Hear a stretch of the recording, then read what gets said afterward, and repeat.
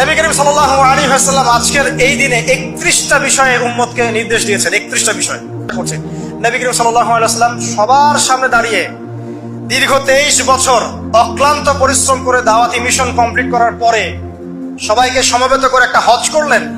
হজ করার পরে তিনি গুরুগম্ভীর কণ্ঠে বলছেন, হৃদয়ের সমস্ত আবেগ বের করে দিয়ে বলছেন, হে জনগণ, আইয়ুহান নাস, হে জনগণ, আমি জানি না আজকের পর তোমাদের সাথে আমি কখনো মিলিত হতে পারবো কিনা। একটু চিন্তা করেন, সাহাবীরা সামনে দাঁড়িয়ে আছেন, নবীজি দাঁড়িয়ে এই কথাটা বলছেন, হে জনগণ, আমি জানি না আজকের পরে আমি তোমাদের সাথে মিলিত হতে পারবো কিনা।